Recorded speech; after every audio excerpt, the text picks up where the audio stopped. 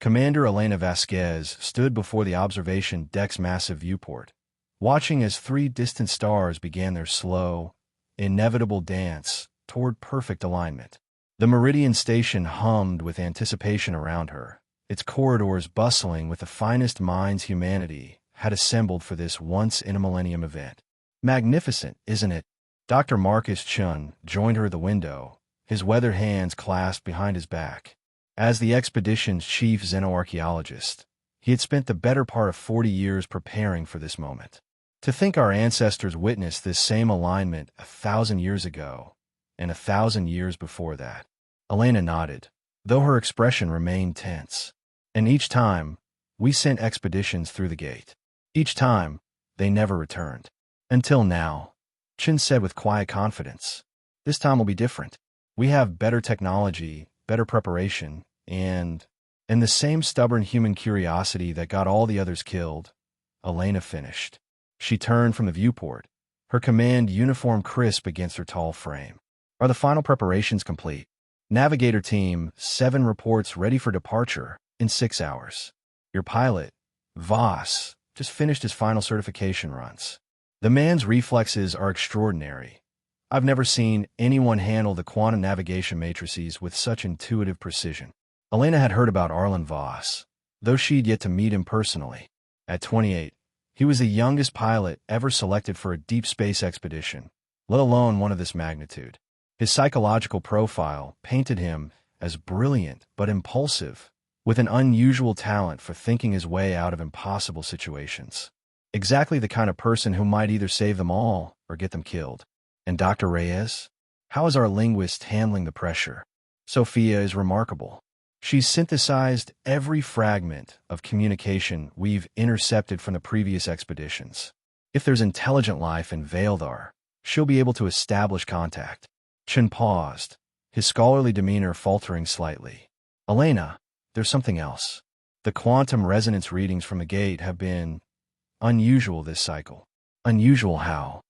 Stronger, more stable, almost as if something on the other side is actively maintaining the connection. A chill ran down Elena's spine. In all the historical records, the gate to Vaildar had always been portrayed as a natural phenomenon, a cosmic accident that aligned the gravitational fields of three dying stars into a temporary wormhole. The possibility that something might be deliberately keeping it open had never been seriously considered. Have you informed the Council? I submitted my report this morning. They've decided to proceed as planned. Elena wasn't surprised. The United Earth Council had invested too much in this expedition to call it off based on one scientist's concerns. Humanity had been preparing for this moment for generations, ever since the first recorded observation of the Vaildar alignment in 2387. The promise of discovering what lay beyond that mysterious gate had become humanity's greatest obsession. Commander Vasquez to the bridge came the announcement over the station's communication system. Navigator Team 7. Report for final briefing. As Elena made her way through the station's corridors, she reflected on the weight of responsibility settling on her shoulders. She would be leading humanity's 7th attempt to unlock the secrets of Vaildar. The previous 6 expeditions had vanished without a trace, leaving behind only cryptic final transmissions and a growing sense of unease about what might be waiting on the other side. The briefing room was already filled when she arrived. Navigator Team 7 consisted of 12 individuals, each representing the pinnacle of human achievement in their respective fields. Elena took her place at the head of the table and activated the holographic display.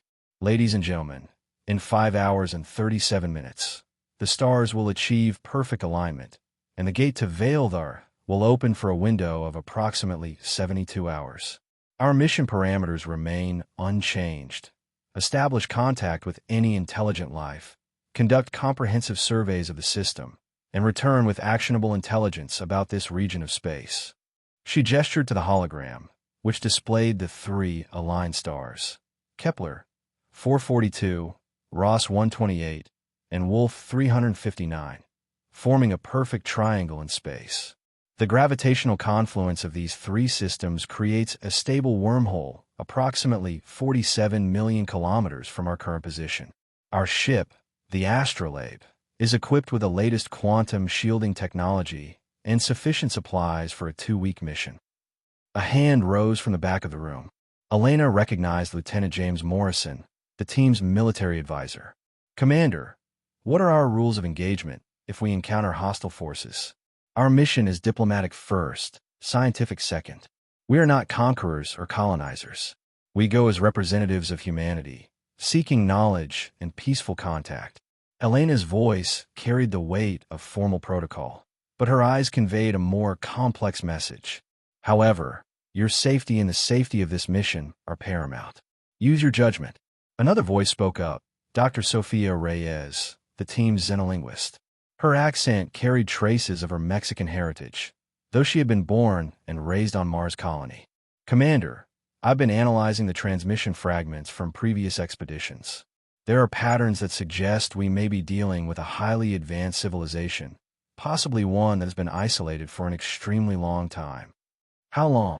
"If my analysis is correct, potentially thousands of years. Long enough for significant cultural and perhaps even biological divergence from baseline humanity." The room fell silent as the implications sank in.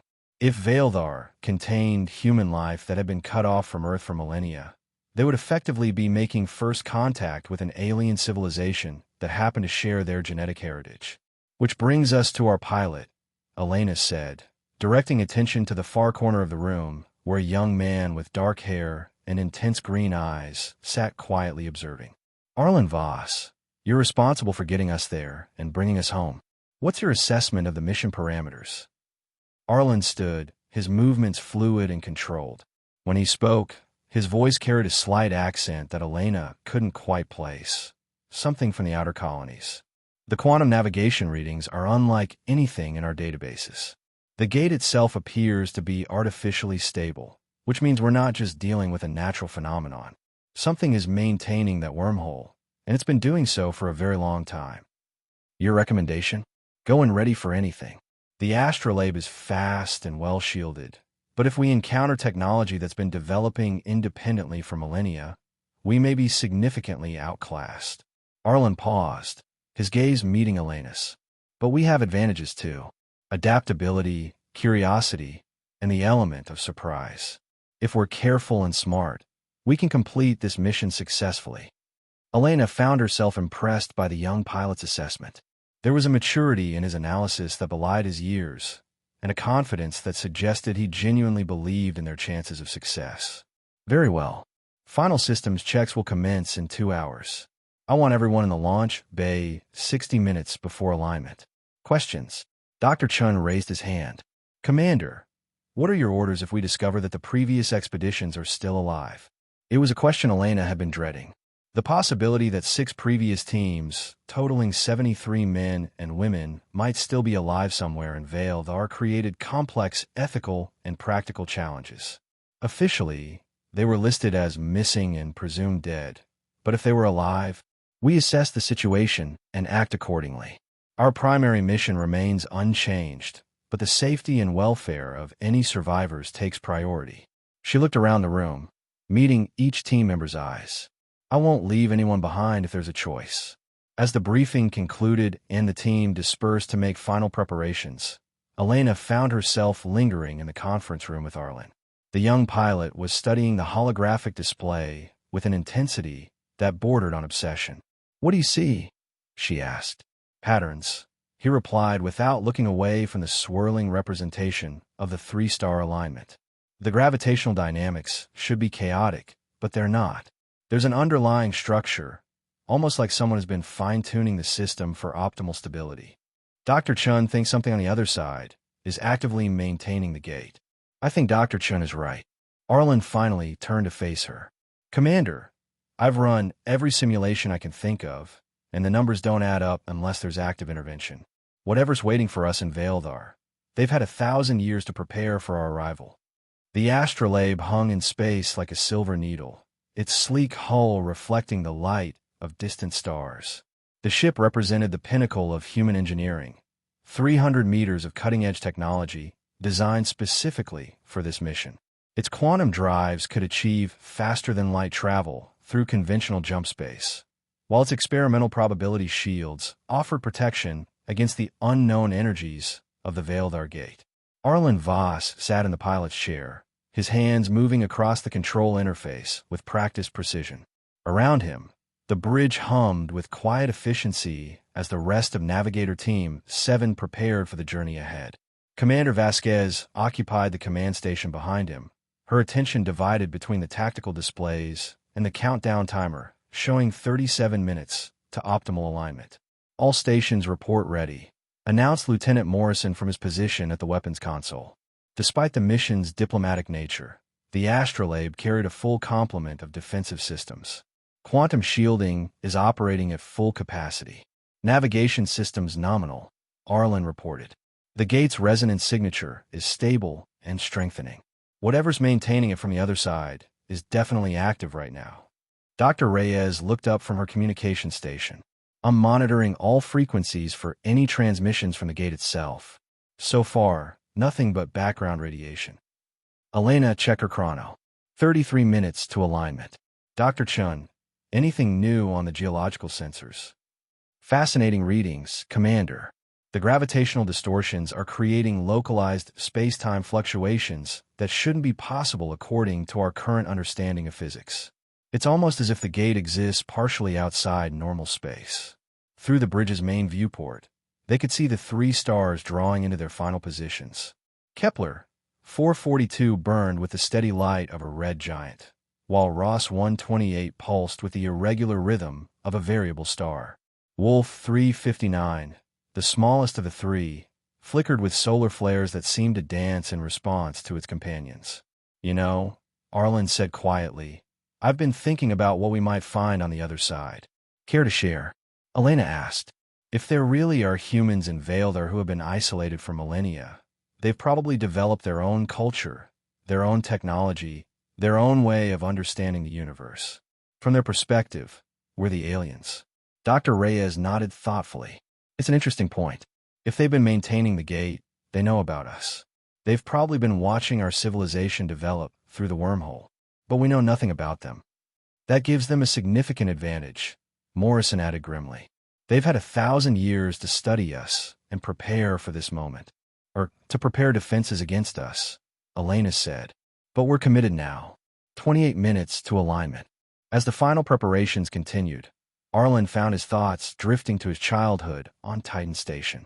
He had grown up hearing stories about the mysterious gate to Veildar, tales passed down from previous expeditions that had captured his imagination and inspired his career as a navigator. Now, sitting on the bridge of humanity's most advanced starship, he was about to discover whether those stories were true. "Commander," Dr. Chin called out, his voice tight with excitement. "I'm reading massive energy fluctuations from the alignment point. The gate is beginning to form." On the main display, space itself seemed to shimmer and bend as the gravitational fields of the 3 stars reached perfect synchronization. What started as a barely visible distortion quickly grew into a swirling vortex of twisted space-time, its edges crackling with exotic energies that made the ship's sensors scream warnings. "My God," Sophia whispered. "It's beautiful." The gate hung before them like a window into another reality, its surface rippling with colors that had no names in human language. Through its translucent barrier, they could see the distorted light of other stars, the Veildar system, waiting to be explored. 15 minutes to optimal transit window, Arlen announced. "All navigation systems show green. Quantum drives are operating within normal parameters." Elena stood and moved to the captain's chair at the center of the bridge. "This is it, people. In 15 minutes, we make history. Final systems check. All stations report status." One by one, the bridge crew confirmed their readiness. Weapon systems armed, but set to defensive mode. Scientific equipment calibrated and recording. Communication arrays prepared for first contact protocols. Medical bay standing by. 10 minutes to transit, Arlen called. "The gate is reaching full stability." Elena activated the ship's communication system. "All hands, this is the commander. We are 10 minutes from entering the Veildar system. Remember your training, follow protocols, and stay alert. Whatever we find on the other side, we face it together as representatives of humanity." She closed the channel and settled into her chair. "Mr. Voss, take us to the gate. Nice and steady." The astrolabe began to move, its quantum drives pushing it toward the swirling portal. As they drew closer, the ship's hull began to resonate with harmonic frequencies that seemed to come from the gate itself, a deep, thrumming song that spoke of vast distances and ancient mysteries. 5 minutes to transit. All readings nominal. Dr. Reyes, are you recording everything? Every sensor we have is active, Commander. We're gathering data on frequencies and patterns that human science has never observed before. 3 minutes to transit. The gate is responding to our approach. Energy levels are increasing. Elena felt her heart rate accelerate as the moment of truth approached. Through the viewport, the gate loomed larger and larger, its swirling energies casting strange shadows across the bridge. 1 minute to transit. All systems green. Take us through, Mr. Voss. Arlen's hands moved across the controls with the fluid grace of a concert pianist. The astrolabe aligned itself with the center of the gate and began its final approach. As the ship's bow touched the event horizon, reality seemed to bend and twist around them. Transit in 10 seconds, Arlen announced, his voice steady despite the magnificent chaos unfolding outside. 5, 4, 3, 2, 1.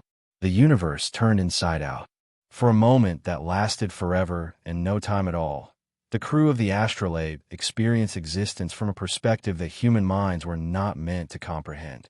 They saw space and time as flowing rivers of possibility, watched galaxies bloom and die in the span of heartbeats, felt the weight of eternity pressing against their consciousness. Then they were through. Transit complete. Arlen gasped, his hands shaking as he struggled to regain control of the navigation systems. We're in the Veildar system. Elena blinked away the aftereffects of their passage and looked at the main display. What she saw took her breath away. Before them stretched a solar system unlike anything in their databases. 7 planets orbited a young, brilliant star, their surfaces gleaming with the unmistakable signs of terraforming and habitability. Massive orbital stations hung in space like jeweled necklaces, connected by streams of light that spoke of unimaginable technological advancement. And everywhere, throughout the system, were ships. Thousands of them, ranging from small personal craft to massive vessels that dwarfed the astrolabe. As Elena watched, several of the larger ships began to change course, moving to intercept their position. Commander, Dr. Reyes said, her voice tight with amazement. I'm receiving transmissions. Multiple sources, all using variants of ancient Earth languages mixed with dialects I don't recognize. Can you understand them? Some of it. They're trying to communicate with us. Elena felt a mixture of excitement and apprehension. They had found the lost civilization of Veildar, and it was far more advanced than anyone had imagined. But the approaching ships suggested that their arrival had not gone unnoticed, and the intentions of the Veildar inhabitants remained unknown. Mr. Morrison, what's the tactical situation? Multiple contacts converging on our position. No obvious weapon signatures, but their technology is so far beyond ours that I can't be certain.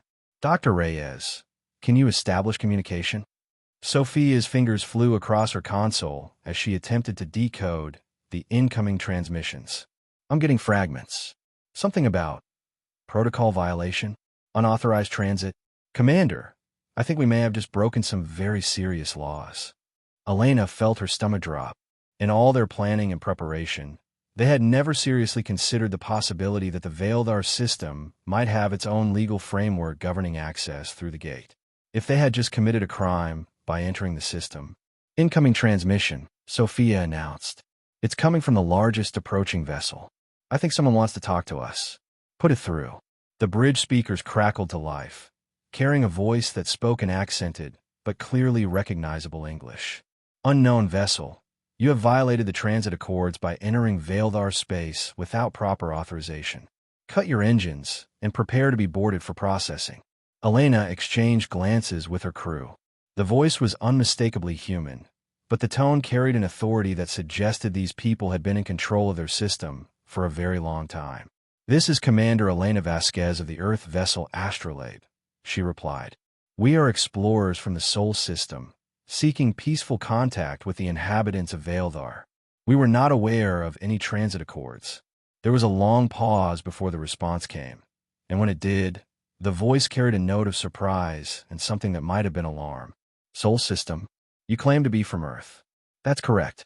We've been trying to reach Vaildar for over 1,000 years. Another pause, longer this time. Elena could almost feel the debate taking place aboard the alien vessel. Commander Vasquez, this is Admiral Kane of the Vaildar Defense Fleet. By order of the High Council, you and your crew are to surrender your vessel and submit to custody pending investigation. Any attempt to resist will be met with appropriate force. Elena looked at Arlen, who was studying his instruments with growing concern. Options, Mr. Voss. Not many, Commander. They've got us surrounded, and their ships are using technology one can't even begin to understand. If we try to run, they'll catch us. If we try to fight, we'd lose. Morrison finished grimly. Elena weighed their options. They had come to Vaildar seeking knowledge and peaceful contact, but they were being treated as criminals. The smart play might be to cooperate and try to resolve the situation diplomatically. On the other hand, surrender meant placing their fate entirely in the hands of civilization they knew nothing about. Admiral Kane, we appreciate your position, but we cannot surrender our vessel. We are a diplomatic mission from Earth, and we request an opportunity to speak with your leadership about our presence here.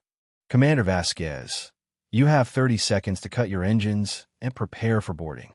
This is your final warning. Elena looked around the bridge at her crew. Each face reflected the same mixture of determination and apprehension that she felt. They had come too far and risked too much to give up now. Mr. Voss, what are our chances of reaching that inner planet, the one with the orbital rings? Arlen's hands danced across his controls as he calculated vectors and probabilities.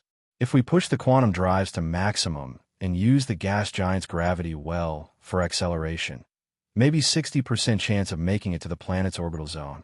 But Commander, we'd be running a gauntlet of ships that outclass us in every category. But they don't want to destroy us, Elena realized. If they wanted us dead, they would have opened fire already. They want us alive for questioning. That might give us an edge, Morrison agreed. They'll be trying to disable rather than destroy. Elena made her decision. Mr. Voss, plot a course for that inner planet. Maximum speed. If we're going to make contact with the Vaildar leadership, we'll do it on our terms. Aye, Commander. The astrolabe suddenly leaped forward as its quantum drives engaged at full power. Behind them, the Vaildar fleet responded with alarm and anger, their ships accelerating in pursuit. Incoming fire, Morrison announced.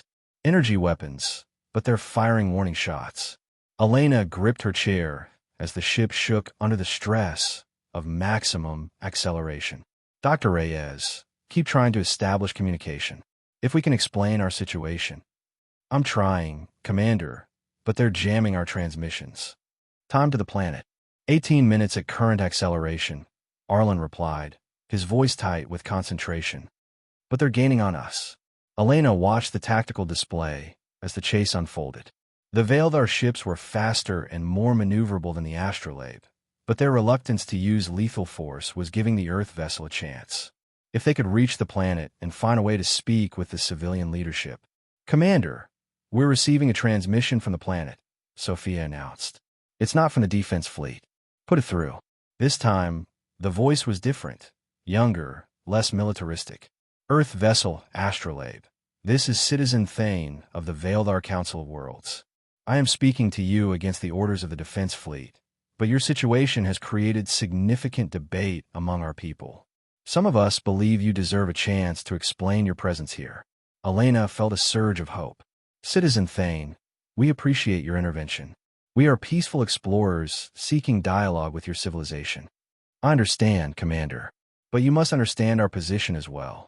For over 3,000 years, Vaildar has been isolated from the outside galaxy. The last contact we had with Earth was unpleasant. Many of our people view any arrival from Sol as a potential threat. 3,000 years. Elena was stunned. If the Vaildar civilization had been established for 3 millennia, they weren't dealing with descendants of recent Earth colonists. They were facing a culture that had developed independently since before the founding of the United Nations. Commander, I can offer you sanctuary if you can reach the civilian orbital platforms around Havana Prime. That's our capital world. But you must hurry. Admiral, Kane has political support for treating you as invaders rather than diplomats. Elena looked at Arlen. Can we make it? If we stay ahead of their intercept pattern and use the orbital platforms for cover. Yes, but it's going to be close. Do it. As the astrolabe raced toward Havana Prime, Elena found herself staring in wonder at the approaching planet. From their current distance, it appeared as a blue-green jewel suspended in space, its surface covered with the soft glow of civilization. Massive orbital rings encircled the world like golden halos, each ring containing cities and industrial complexes that housed millions of inhabitants. My God, Dr. Chun breathed from his station. Commander, I'm reading population densities that suggest this single planet houses over 2 billion people. The level of technological integration is extraordinary. Arlen's voice cut through their amazement. Pursuit vessels are closing. We have maybe 5 minutes before they're in weapons range. How close to the orbital platforms? Elena asked. 3 minutes to the outer defense perimeter. If Citizen Thane's offer of sanctuary is legitimate, we should be safe once we reach the civilian zones. The tactical display showed the Veldar defense fleet ships spreading into an interception pattern, their movements coordinated with military precision. Elena counted at least 15 vessels, each one larger and more heavily armed than the astrolabe. If they chose to open fire with lethal force. Incoming transmission from Admiral Kane, Sophia reported. Commander Vasquez, you are entering restricted airspace around Havana Prime. Turn back immediately, or we will be forced to disable your vessel. Before Elena could respond, another voice broke through the communication channel. Admiral, this is Council Speaker Maridia. You will stand down immediately. The Earth vessel has been granted civilian sanctuary pending a full Council review. Madam Speaker, these people are potential security threats. My authority. Your authority is subject to civilian oversight. Admiral, stand down. Elena felt the tension on the bridge ease slightly as the pursuing ships began to slow their approach. They weren't out of danger yet, but they had apparently found allies among the Veldar leadership. This is Speaker Maridia addressing the Earth vessel. Came a new voice, older, with the cadence of someone accustomed to command. Commander Vasquez, you are cleared to dock with Orbital Platform 7. A diplomatic team will meet you there. Thank you, Speaker Maridia. We look forward to the opportunity for dialogue. As they approached the orbital platforms, Elena got her first close look at Veldar architecture. The structures were elegant and organic, seeming to grow from their supporting frameworks rather than being built upon them. Crystalline spires reached towards space, while garden levels provided green spaces that could be seen from thousands of kilometers away. Docking Bay 12, Arlen announced. I'm picking up approach guidance signals. Take us in, Mr. Voss. The astrolabe settled into the docking bay with practiced ease, its engines cycling down as magnetic clamps secured the vessel. Through the viewport, Elena could see a delegation waiting on the platform, men and women in flowing robes that seemed to shift color in the artificial light. First contact protocols, Elena announced. Dr. Reyes, you're with me as translator. Dr. Chun, I want a complete cultural and technological assessment. Mr. Morrison, maintain security, but keep weapons powered down unless directly threatened. What about me, Commander? Arlen asked. Elena studied the young pilot. There was something about his intensity and adaptability that made her think he might be useful in the negotiations ahead. You're with the diplomatic team. Your insights about the gate technology might be relevant. As they prepared to disembark, Dr. Reyes made a final check of her translation equipment. Commander, I should warn you. The linguistic patterns I've been monitoring suggest that Veldar society has developed along very different cultural lines than Earth. Concepts of authority, property, and individual rights may not translate directly. Understood. Let's see what we're dealing with. The airlock cycled open, and Elena led her small team onto the docking platform. The artificial gravity felt slightly lighter than Earth standard, and the air carried the scent of growing things mixed with an ozone-like smell that might have been from the exotic technology surrounding them. The Veldar delegation approached with formal, but not unfriendly demeanor. The leader was a woman of perhaps 50 years, her silver hair braided with what looked like fiber-optic threads that pulsed with soft light. Her skin had a slight golden tint that suggested genetic adaptation to local conditions. Commander Vasquez, she said in perfect English. I am Speaker Maridia of the High Council. Welcome to Havana Prime. Speaker Maridia, thank you for granting us sanctuary. We come in peace, seeking understanding between our peoples. Understanding. Maridia seemed to consider the word carefully. Yes, I think understanding is precisely what we need. Please, walk with me. There is much to discuss. As they moved through the platform's corridors, Elena was struck by the seamless integration of technology and nature that characterized Veildar design.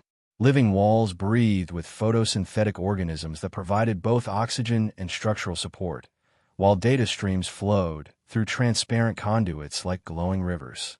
Your people have achieved remarkable things, Elena commented. We have had 3 millennia to develop our society without interference, Maridia replied. Though I must confess, Commander, your arrival has created considerable debate among our people. They entered a vast reception hall whose walls displayed a panoramic view of the space around Havana Prime. Elena could see the other orbital platforms, the busy traffic of civilian ships, and in the distance, the menacing forms of the defense fleet maintaining their perimeter. Debate about what? Elena asked. About whether you represent an opportunity or a threat. Maridia gestured for them to sit around a circular table that seemed to be grown from the same organic material as the platform walls. You see, Commander, we know quite a bit about Earth's history. Our ancestors maintained communication with Sol until the year 2387 by your calendar, the year of the first gate opening. Elena's heart raced. You've been in contact with Earth, not for nearly 3,000 years. But we remember. We remember the wars, the environmental destruction, the social conflicts that drove our founders to seek refuge in Veildar. And we remember the promises that Earth would follow, promises that were never kept. Dr. Reyes leaned forward. Speaker Maridia, our records show that the first expedition to Veildar disappeared without a trace. We've been sending teams through the gate for a millennium, trying to discover what happened to them. Maridia's expression softened slightly. They didn't disappear, Dr. Reyes. They chose to stay. All of them. The words hit Elena like a physical blow. They're alive. Some are. Those who arrived in recent centuries adapted quickly to our society. Others. Maridia paused. Others found the transition more difficult. But yes, Commander, we have citizens of Veildar who were born on Earth, or one of its colonies. Elena felt the foundations of her understanding shifting. They hadn't discovered a lost human civilization. They had found a thriving society that had been actively choosing to cut itself off from Earth for 3,000 years. Why, she asked. Why haven't you made contact? Why let us believe you were lost? Because we weren't lost, Commander. We were free. Maridia stood and walked to the wall display, gesturing at the orbital cities surrounding them. Our ancestors came to Veildar to escape the chaos and violence of human civilization. Here, they built something better. A society based on cooperation rather than competition, on harmony with our environment rather than exploitation of it. Arlen spoke up for the first time. But the gate, you've been maintaining it. You could just let it close. An interesting observation, young man. You're the pilot, I assume. Yes, ma'am. Arlen Voss. Maridia studied him with evident interest. The gate remains open because we believe in giving people choices, Mr. Voss. Every 1,000 years, Earth sends explorers seeking Veildar. We give them the same choice our ancestors made. Return to Earth with their discoveries, or stay and become part of our civilization. And they all choose to stay. Elena asked. Eventually, once they see what we've built here, once they understand what we've achieved, they realize that Earth has little to offer in comparison. Elena felt a growing sense of unease. There was something in Maridia's tone that suggested the choice might not be as free as she was implying. What if we choose to return? Elena asked directly. Then you return, Maridia said. But there was a subtle shift in her demeanor. Though I should warn you that information about our society and technology cannot be permitted to reach Earth. We have worked too hard to build our paradise to have it threatened by outside interference. You're talking about memory modification, Dr. Chen said quietly. Removing our knowledge of what we've seen here. If necessary. Though I hope it won't come to that. Maridia returned to the table. Commander, let me show you something that might help you understand our position. She touched a control panel, and the wall display shifted to show images of Earth as it appeared today. Crowded cities choking in pollution, vast regions rendered uninhabitable by climate change, conflicts raging across multiple continents. This is the civilization you represent, Maridia said sadly. Humanity consuming itself in an endless cycle of growth and destruction. Our ancestors foresaw this future and chose a different path. Elena stared at the images, recognizing the truth in them, even as she felt compelled to defend her homeworld. Earth has problems, yes, but we're working to solve them. We've made tremendous progress in recent decades. Have you? Your latest reports suggest that Earth's population is approaching 12 billion, with resource conflicts escalating on every continent. How long before the wars begin again, Commander? How long before humanity destroys itself completely? The question hung in the air like an accusation. Elena knew that Earth faced serious challenges, but she had never considered the possibility that those challenges might be seen as fundamental flaws in human nature itself. Speaker Maridia, Arlen said carefully, you speak as if your people aren't human anymore. An astute observation, Mr. Voss. We are human in origin, but we have evolved beyond the limitations that constrain Earth's population. We have eliminated scarcity through advanced technology, ended conflict through social harmony, and achieved sustainability through careful stewardship of our resources. How? Elena asked. Maridia smiled, but there was something cold in the expression. That, Commander, is what you will discover during your stay with us. The question is whether you will have the wisdom to embrace what you learn, or the foolishness to reject it. As the meeting continued, Elena began to understand the true nature of their situation. The Veildar civilization wasn't just isolated from Earth. It was actively hostile to everything Earth represented. They saw themselves as humanity's successor species, evolved beyond the need for the messy compromises and conflicts that characterize human civilization. And now Elena and her team were being offered a choice that wasn't really a choice at all. Join the Veildar utopia and abandon everything they had ever known, or have their memories wiped and be sent back to Earth as unwitting ambassadors of ignorance. As they were escorted to guest quarters in the orbital platform, Elena caught Arlen's eye and saw her own concerns reflected there. They had come to Veildar seeking knowledge and peaceful contact. Instead, they had stumbled into a conflict between two visions of humanity's future, a conflict that would determine not just their own fate, but the fate of both civilizations.